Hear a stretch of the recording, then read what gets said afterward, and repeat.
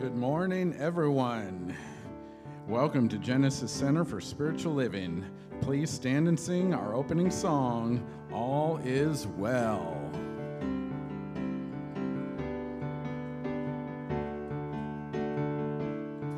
In the spirit of celebration, we're grateful, in the brilliance of life's perfection, we're grateful,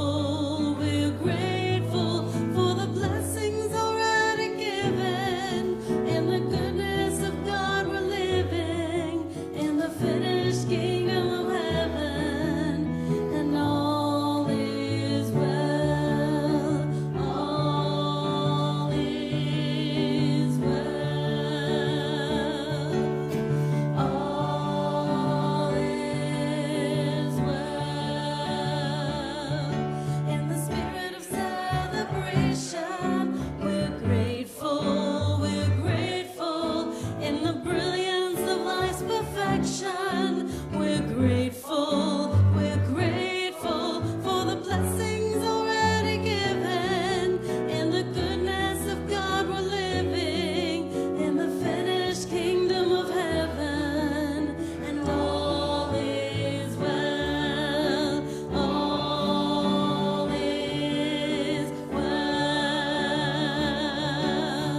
all is well, all is well, all is well.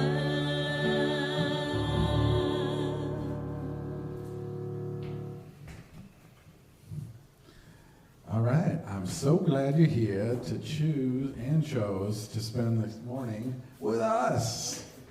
My name is Randy. I'm a spiritual practitioner here at Genesis, and I will be your host today. Our online host is Eric. Yeah, that's Eric with a K. If you're watching on Facebook, please say hello to everyone in the comments. Share your reactions and make a connection. So, please join me in reading the mission and vision statements. Mission: we are building a vibrant community, cultivating a garden of spiritual growth, honoring vulnerability, creating a safe place of comfort and peace where all are welcome and accepted. Vision: Genesis is a bright beacon with an unshakable heart of love, accepting all, a home for the soul where we each creatively express our spiritual brilliance. I hope you see and experience that as you celebrate with us today. All right, announcements.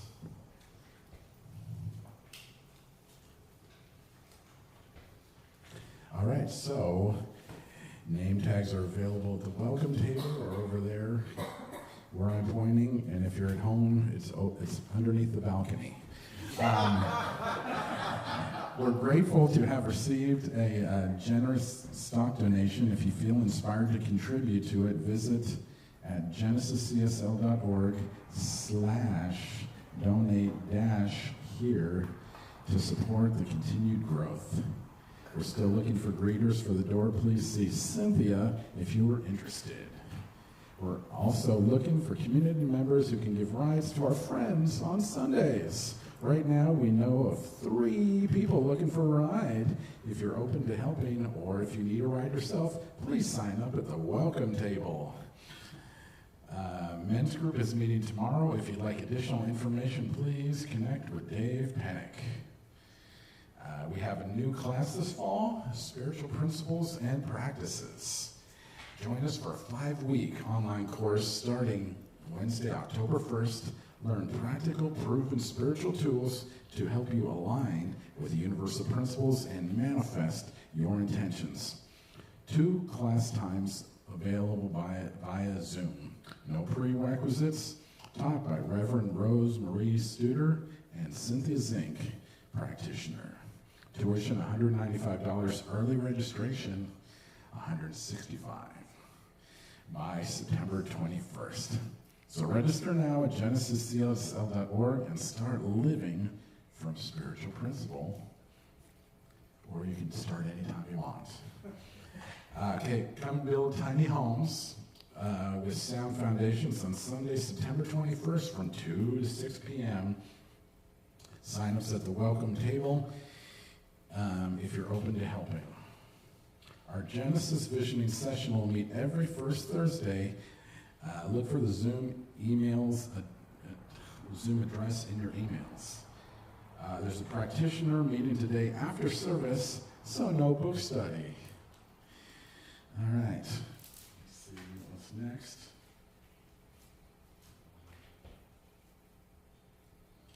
So I'm glad, do we have any first-time guests?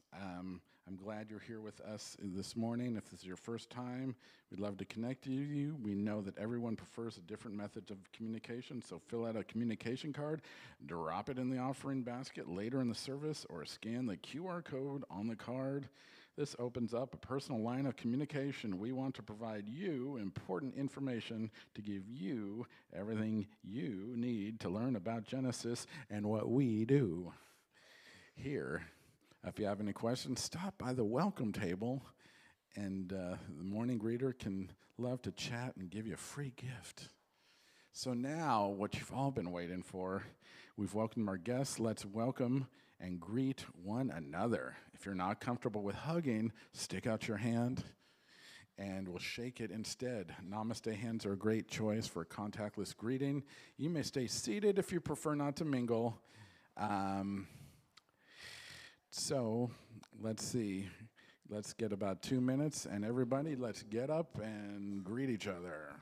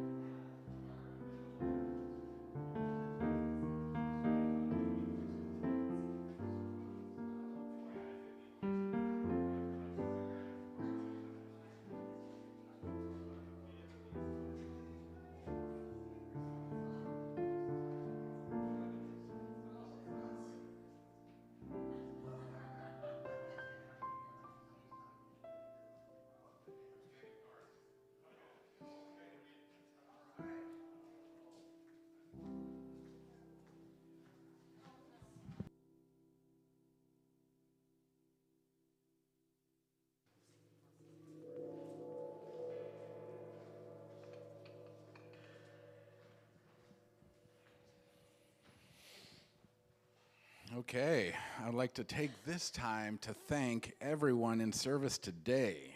So, the morning setup crew is everyone who is here, the usual suspects. You know them, you love them. You just gave them a hug. All right, morning greeter is Christy. And projector and video, we got Mike and Eric. Offering collection will be Christy. Sound tech is Jim. Eric's hosting online, and I'm the practitioner, Randy. And we'll have more music from ChristineEss Young out throughout the service. So we're grateful for all those who show up in service on Sundays. We could not pull this together without you. If you would like to be a part of Genesis service team, please connect with Gideon or whoever is at the table. It looks like Cynthia and Christy are over there after service, or inquire at the welcome table, or do all those things and have it make sense. So you can stay seated and join us in singing our centering song, Breathe and Turn Within.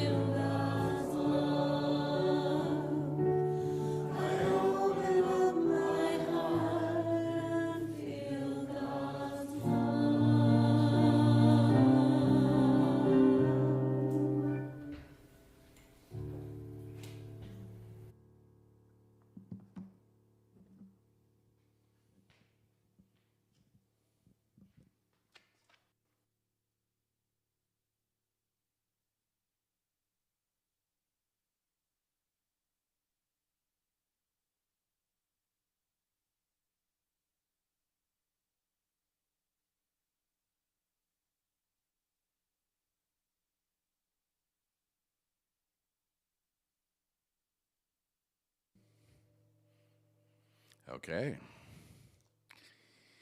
So I will be doing a reading and some prayer, and then we'll get into some music and the message. So today, reading roulette from Can We Talk to God by Ernest Holmes, and it is page 75 if you're following along at home.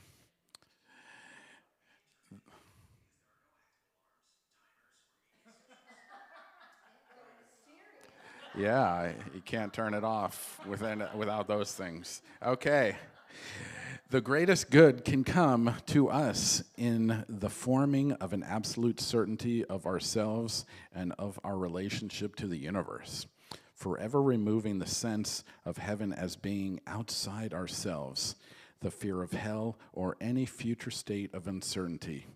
We are each a part of the life that is, some part of the eternal God. We are forever reaching out, forever gaining, growing, expanding. Spirit is forever incarnating itself in us. Such an understanding teaches us that there can never come a time when we shall stop progressing. That age is an illusion, that limitation is a mistake, that unhappiness is ignorance. We cannot be afraid when we know the truth. The greatest good accompanying such an understanding of truth will be the elimination of fear. This understanding will rob us of our loneliness and give us a sense of security, which knows no fear, a peace without which no life can be happy, a poise which is founded on this peace, and a power which is the result of the union of peace and poise. We can be certain that there is an intelligence in the universe to which we may come, which will inspire, guide us, a love which overshadows. God is real to the one who believes in the Supreme Spirit, real to the soul which senses its unity with the whole. Every day and every hour we are meeting the eternal realities of life.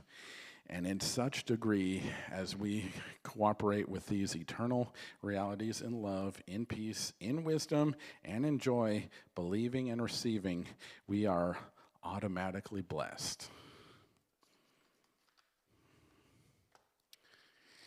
I just wanted to take a moment personally. I grew up in this church, and a couple of people who I grew up with as teenagers have passed recently, and I just want to say their name.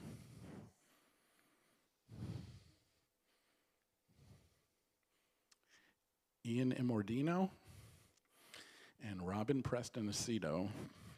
We were teenagers together, and now we're grown-ups, and this is how life is, and we know that life is eternal, and sometimes being a human is hard.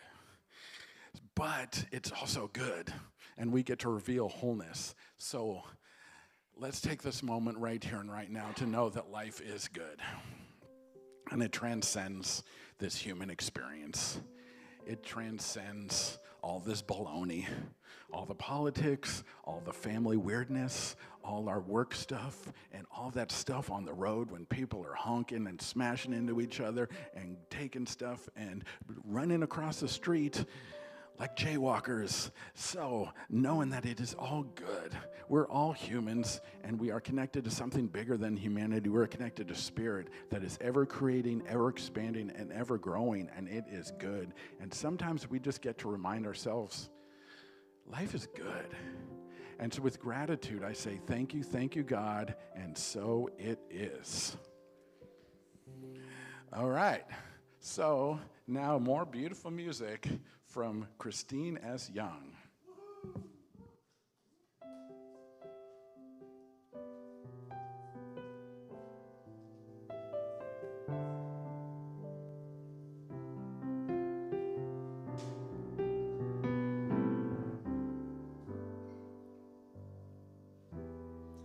Just smile for me and let the day begin.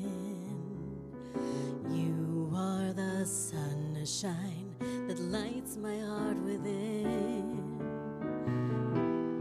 And I'm sure that you're an angel in disguise. Come take my hand and together we will ride on the wings of love up and above the clouds, the only way to fly is on the wings of love, on the wings of love, only the two of us together flying high upon the wings of love. You look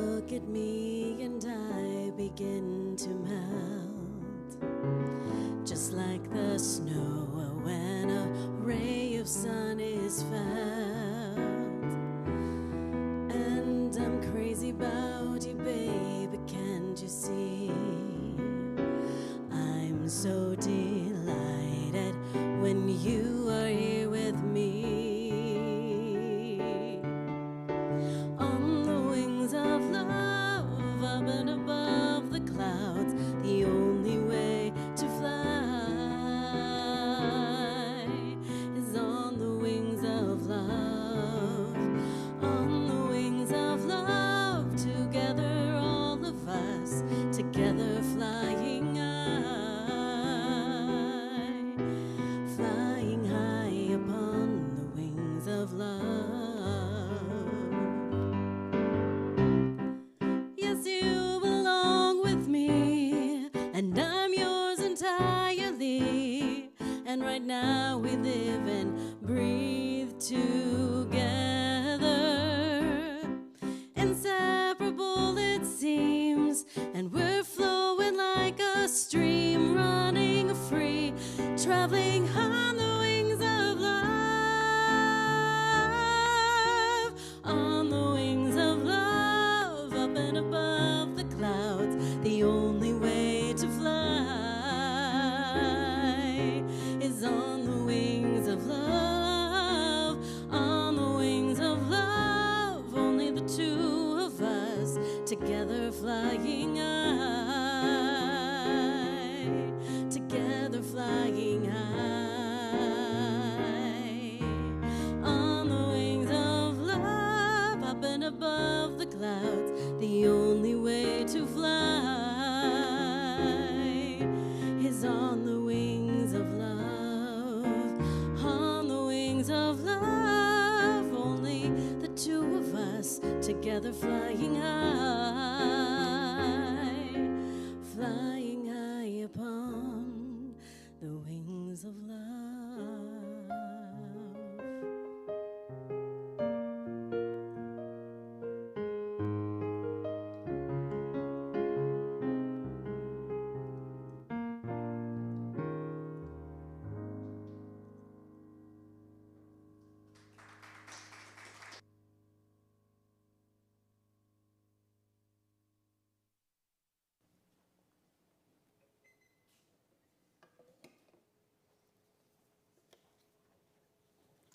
Thank you, ChristineEss, and may we all fly on the wings of love.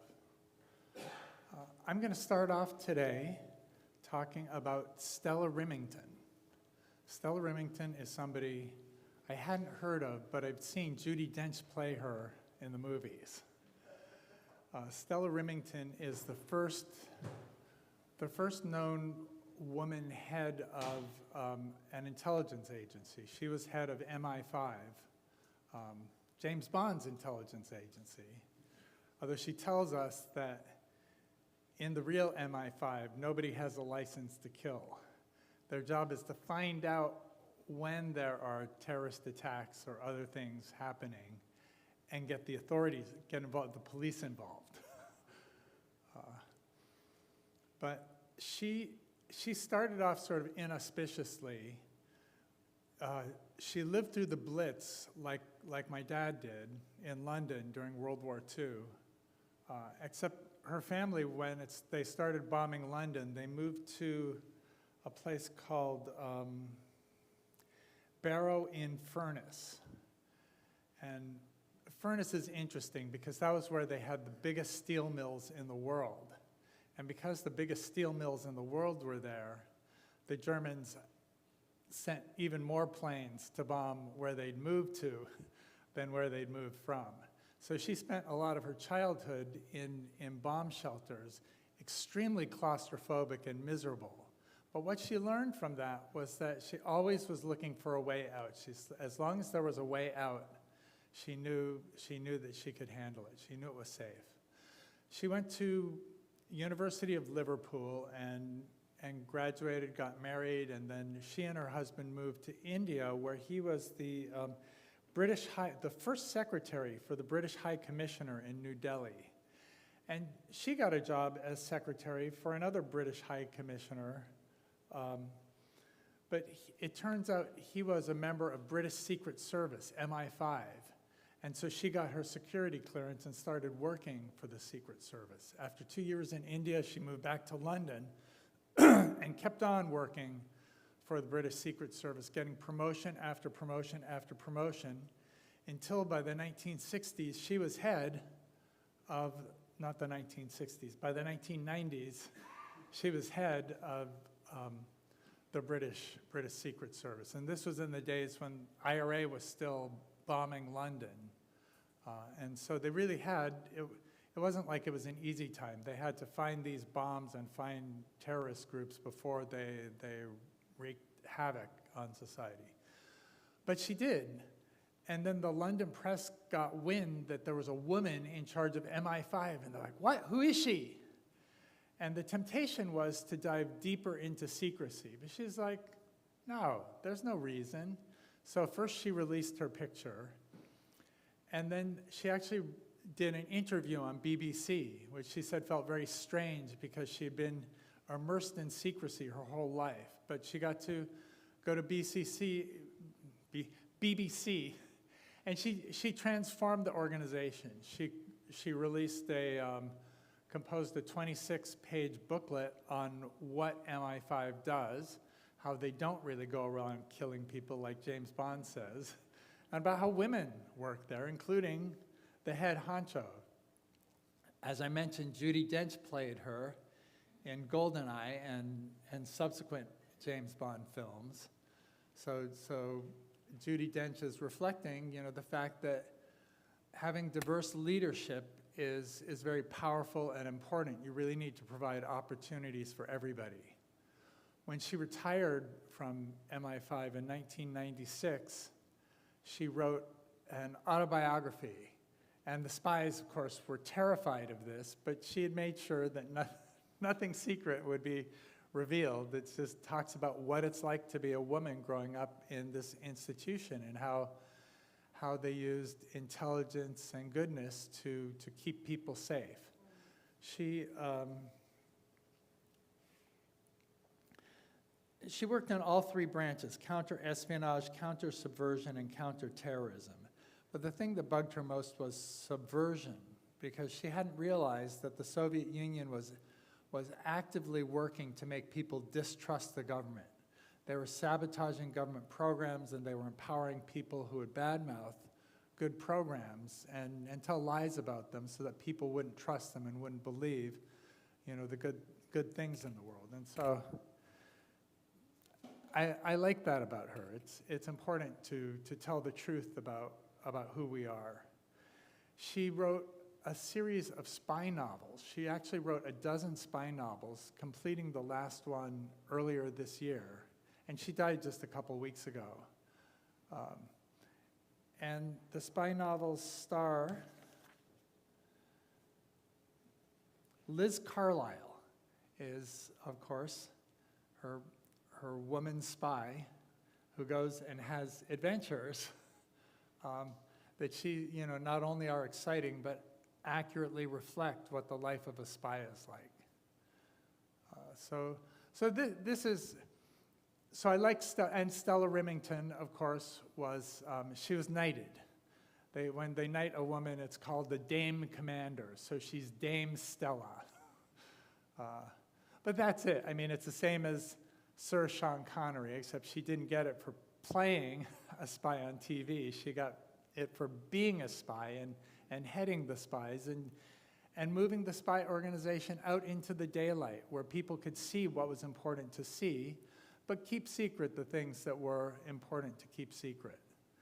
So this is what I like. I think she really did, sort of transform the way we looked at the world. We didn't think you have to have a white man in charge. There are some people who think that, but they are mistaken.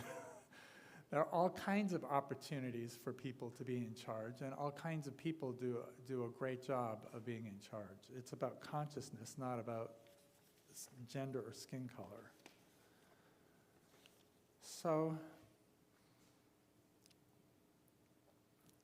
today we've got more Thich Nhat Hanh. A couple weeks ago I talked about how about his origin story, how he was born and grew up in Vietnam, but then he was exiled from Vietnam in the second half of his life. And he talks about, he talks about love. Let's start with the affirmation. So let's say it together twice. My life, all life, soars in love today. My life, all life, soars in love today. So Thich Nhat says, true love contains respect. In the Vietnamese tradition, partners always respect each other as honored guests. Partners respect each other as honored guests. When you practice this, your love will last for a long time. In Vietnamese, the words tin and nia both mean love. But tin is like passionate love, love aflame. And nia is calmer, more understanding, more faithful, deeper, solid love. This is sort of outgoing, giving love.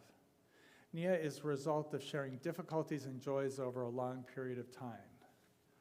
So Thich Nhat talks about how when you are concentrated, when you concentrate the mind and body at once, anything you say can become a mantra.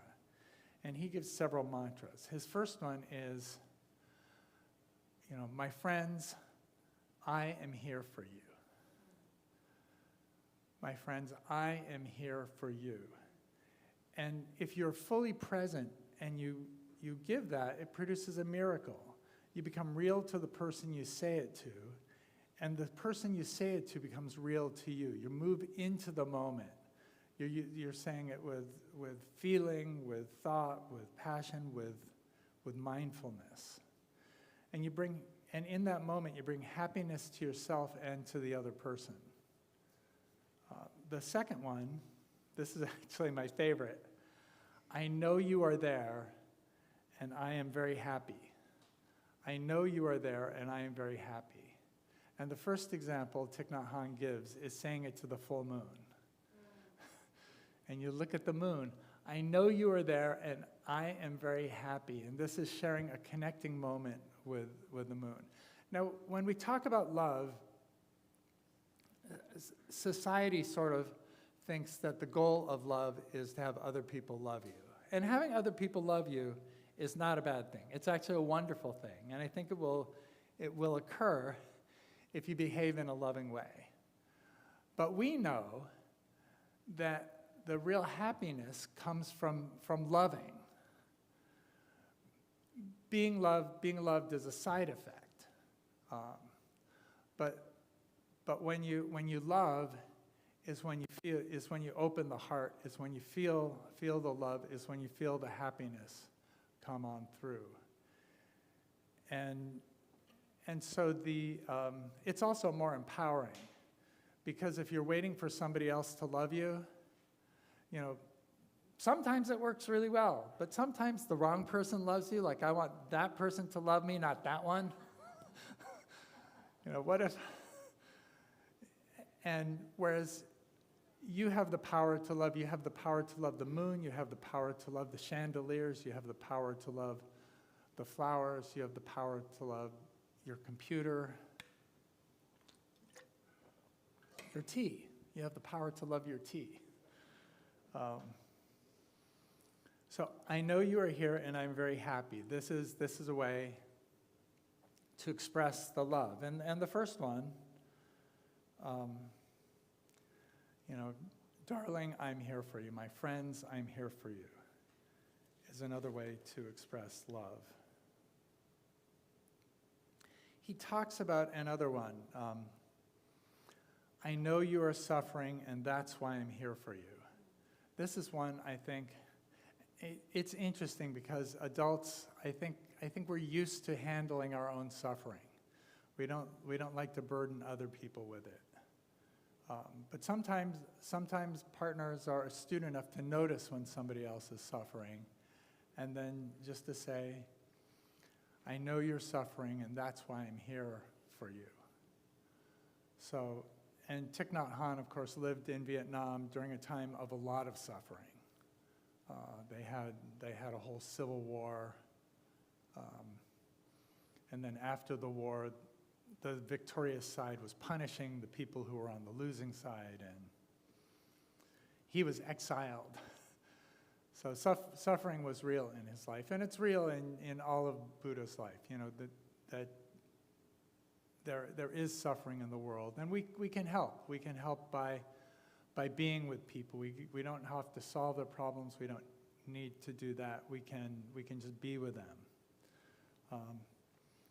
He also recommends, if you're suffering, you can notice, I am suffering, please help. If using discernment, finding the right person to say that to. I think I know you're suffering, and that's why I'm here for you. When I saw that, I immediately thought of grandchildren, because it's easy to see when they're suffering, and often they just feel very alone, and they just want somebody to witness their suffering, to be there with them suffering. And so that's at least something we can do. And we can also do it, I talk about our inner child, the part of our brain that's sort of stuck in the past, trying to make sure that we're going to have a happy childhood no matter how often we have to try. But we can welcome the suffering of that part of us. This is part of the whole brain living with the different aspects of our brain. Let's look at the coffee funnel. So this is David Hawkins' chart of emotions, and what he observed was that the emotions, these numbers here are how much power there is in each emotion. And even though the lower emotions, apathy, guilt, shame, they really sort of take over our consciousness and they feel like they're really powerful, they contract us and they make us waste all our energy being contracted inside ourselves. When you move into acceptance, reason, love, joy, peace, then we're expansive and we have more power in the world. We're not as contracted. We aren't facing. We aren't as subject to the three-dimensional world. Actually, let's jump to the slide with all the words, the one my homiletics teacher is going to criticize me for. So I apologize for all the words, but what I want to point out, how many of you have heard of a heart math? Most of you, okay. So for those who haven't, HeartMath is an organization in Scotts Valley, California, that for decades has been studying happiness and the effects of love on people's lives. And they've done a bunch of studies, and they have a whole lot of work. They do workshops and things. But they like to talk about the world in terms of the three-dimensional world is sort of the most contracted world. This is living the world as though this is all there is. There are physical objects, and they're hard and immovable, and it takes a lot of effort to change things. Then the fifth dimensional world is the world of heaven, the world of God, the world of eternal things. This is the world where we're living in eternity and we're at unity with all other beings. And the ego has no power. And then the fourth dimensional world is sort of what we spend our time in. Because we realize that by the more love we can bring into ourselves, into our experience, into our world, the more powerful we get, the more free we get. So lower fourth dimension is love beyond self and family. So it isn't just, as our love expands, we feel sympathy. We feel sympathy for what's going on in Gaza. We feel sympathy for families being separated. Sadly, the first form of sympathy can cause us pain. But the pain is for a good cause because it helps elevate us. It helps us care about other people. And the force of love gives us insight and wisdom. Moving to the middle fourth dimension, this is more love, This is where we do our shadow work. This is where we move into our psychology, and we can do psychological struggles. We can see how our mind is at odds with itself, and we can work using love and connecting ourselves. We can move forward, keep going, trust God. And then in the higher fourth dimension, love is the greater part of perception. Love goes through everything. So clear guidance, ground, and this is what we feel like as we meditate. I just want to jump in the fifth dimension. Someone like Jesus you could see in the gospel stories, he spent some of his time in the fifth dimension where he is just instantly healing people. He says the word and they're just healed. He says the word and the fish and the loaves get multiplied. An example with more living eyewitnesses and documentation is the fall of the Berlin Wall. One day, actually for decades, the Berlin Wall was a three-dimensional thing. You could not get through it. People who tried to escape through it were generally machine gunned down. You could not move from Eastern Europe into Western Europe. And one day, somebody ran to the Berlin Wall and nobody shot them. And so then everybody started running, and none of the guards would shoot them. And all up and down the walls in Germany, all of a sudden, none of the guards were shooting people. And people were they were knocking down the Berlin Wall. They were making holes in it. And people were going and being tourists in West Berlin for a day. And some people were moving to the West. And that was the fifth dimensional consciousness. One day, it was just like a sad part of our reality that people could not go, over the Berlin Wall, that this was restricted. And the next day, why would you kill your fellow human being? People should be able to go where they want. This wall has no purpose in our lives. So that's the power of the fifth dimension. And you can see, moving from the third dimension up through the fourth dimensions helps. So let's get the coffee filter back up. The funnel. So three-dimensional space is really sort of up to here, and then the bottom of the fourth dimension is really sort of getting by, and then it moves towards flow, and then it gets, you can see that this sort of maps our dimensionality. So thank you, David Hawkins.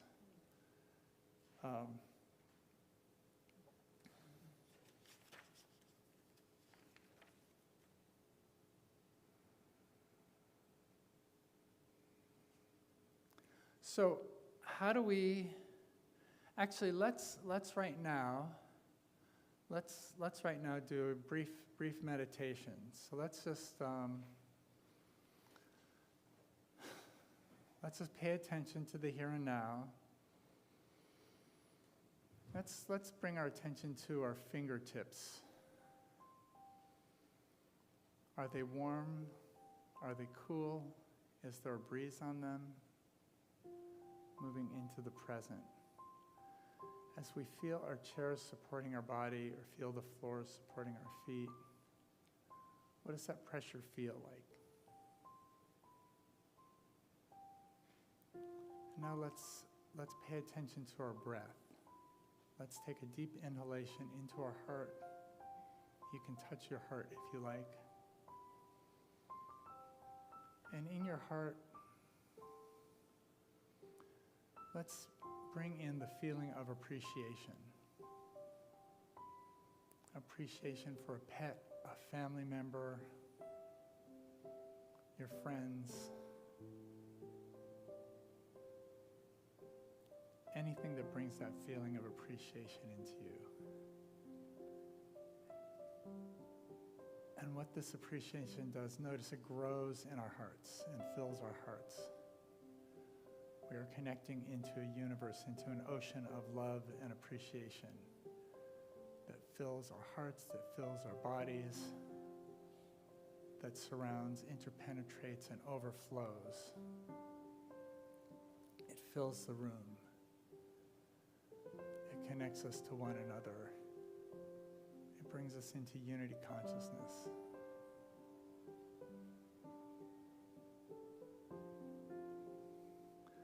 And just allow yourself to lean back into that love, into that peace, into that energy flow.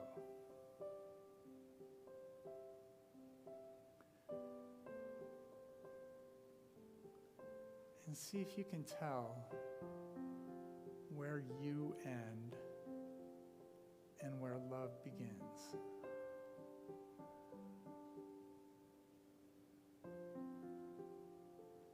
Or are you interconnected? Are you made out of that very same substance that we call love? Is the appreciation that we look for our very nature?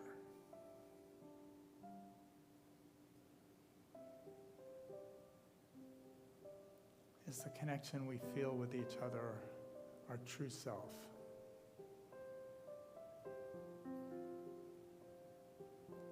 And let's just rest in that stillness, in that love for a moment, leaning back into it.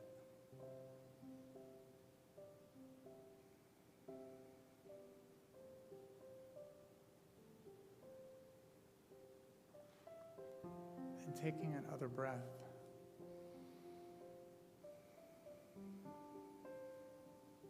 Whenever you're ready, you can return your attention to the room.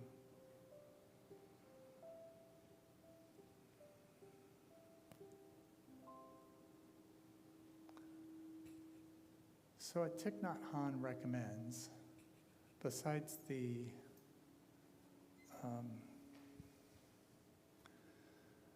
Thich Nhat Hanh recommends different ways of connecting with love.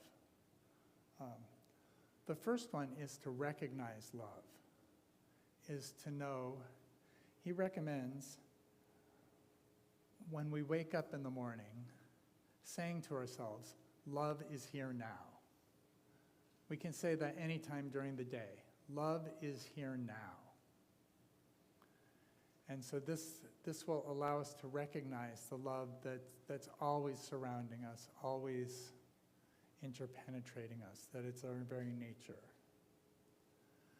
The second thing he asks is love as respect. So what do I mean by respect? I mean being mindful of the other person, being mindful of what being mindful of who you're dealing with, so that you are giving your whole attention to the moment, to the person you're speaking with, to the person you're interacting with, to what you're doing. By bringing 100% attention, this is bringing them respect. And the third is grounding in love. And this is really about giving love. It's about being compassionate. One of the things that's important, actually, when, thinking back to the filter and the three-dimensional world, it's very important to be self-compassionate. And if you remember, when we talk about self-compassion, we're talking about being mindful, being in the moment to yourself, and being kind to yourself, and recognizing that each of us is actually a human being and subject to the frailties, the mistakes, the limitations of being a human being, of operating a body in the three-dimensional world, even though we like to be sailing off in love and healing people and manifesting loaves and fish like Jesus did. We are all human, and we can only do that sometime. But Jesus is the great example rather than the great exception. I don't know if that's an Ernest Holmes quote, but I know he considered it that way, that Jesus was somebody who we could look to and say, a human being did that. We are human. We have those capabilities. So moving in the moment, giving love, paying attention, being compassionate.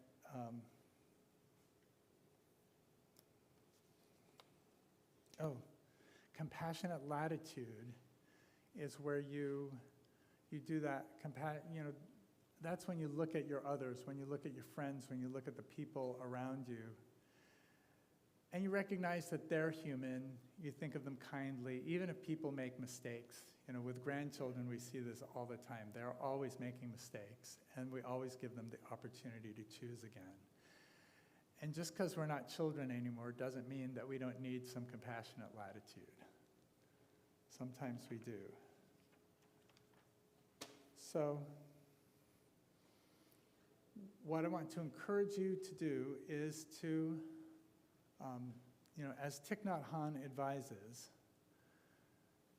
think about saying to your friends or thinking to your friends, I am here for you.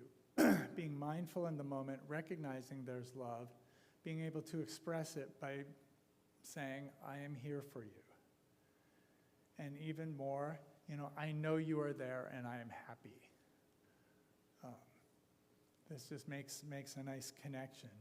Treating your friends and your partners as honored guests. And then if you notice somebody suffering, you can say, I know you are suffering. Or if you're suffering yourself and at a loss for how to fix it, you can say, my friend, I am suffering. Please help, and see if people can figure it out. So this is love. This is what love does. It empowers us. It makes us more resilient. It helps us heal. It makes our bodies operate better. It makes our minds operate better. It makes our relationships and our communication operate better. It really sort of expands our nature and our power in the world. So let's say our affirmation together a couple times again. My life, all life, soars in love today. My life, all life, soars in love today. And knowing that, this gives you an eye to the love that always surrounds us. So that you can expand if you feel contracted. You can tap into that love, which will empower you and connect you. So now it's time for prayer. And I always encourage you to look at the prayer demonstration side of the card first. And think about anything anybody's ever manifested. Something that was manifested, that's an example of a prayer demonstration. And by writing it down, you are multiplying the power of your power of manifestation. And so then when you turn it over and you write your prayer request, you know, because of your demonstration and because of your nature, that manifestation, that prayer will come true.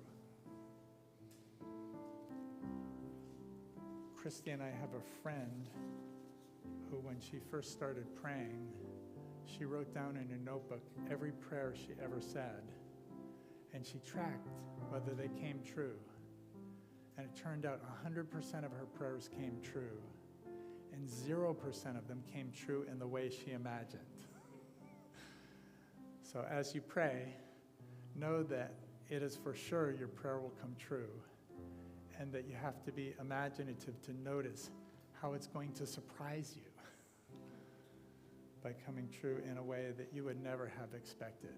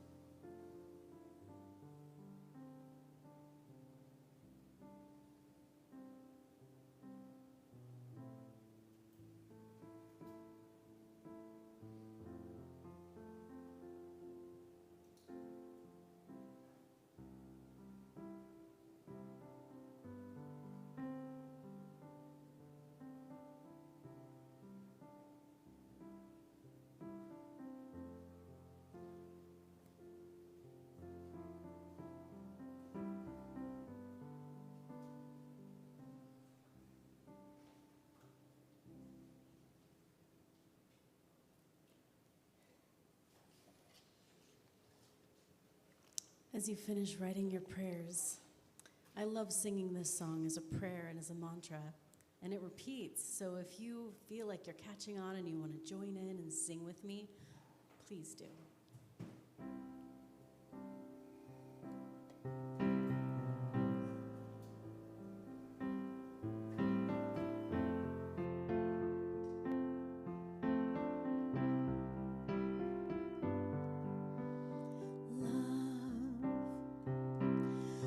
Holding love in my heart, peace. I'm knowing peace in my mind, joy. I'm feeling joy in my life. We are one, and together we rise. So I'm gonna sing that again, and if you'd like to sing with me, sing along. Holding love in my heart. I'm holding love in my peace. Peace, I'm knowing peace in mind. I'm knowing peace in my mind. Joy, joy, I'm feeling joy in my life. I'm feeling joy in my life. We are one, and together we rise. Together we rise. Together we rise, standing in beloved community. Together we rise, together we rise, through love, peace, and joy. Together we rise. Again, sing that with me this time. Together we rise. Together we rise, standing in beloved community. Together we rise, together we rise, through love, peace, and joy. Together we rise, again from the top. Love, feeling holy in my heart. I'm holding love, peace, peace, knowing peace in my mind. I'm knowing peace in my mind. Joy, joy, I'm feeling joy in my life. I'm feeling joy in my life. We're one and together. We are one and together we rise. Let's rise together. Together we rise. Together we rise. Standing in beloved community. Standing in beloved community. Together we rise. Together we rise. Through love, peace, and joy.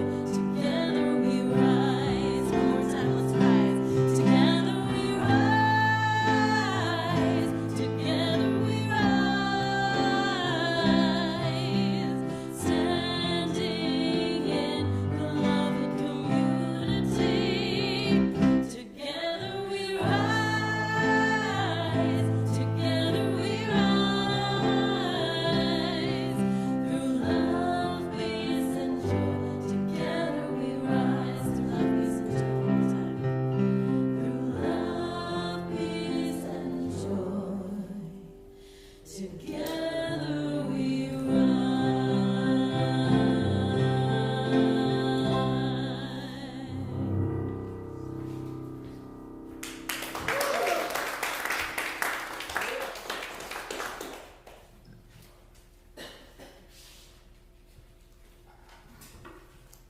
Right.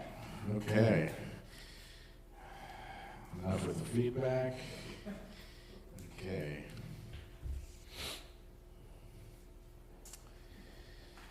So Genesis is a community dedicated to love, inspiring harmony, and creating connections to empower spiritual growth.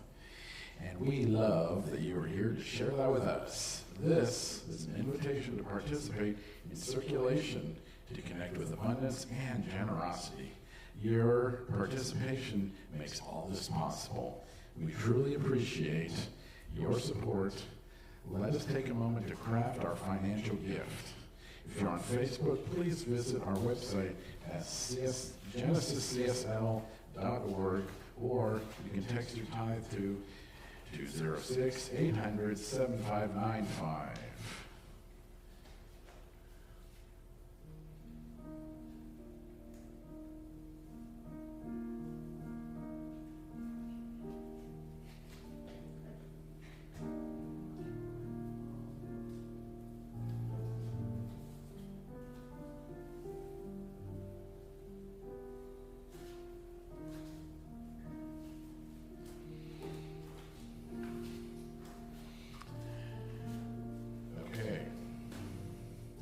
So let's hold this prayer request and offering next to our hearts as we say the offering blessing together.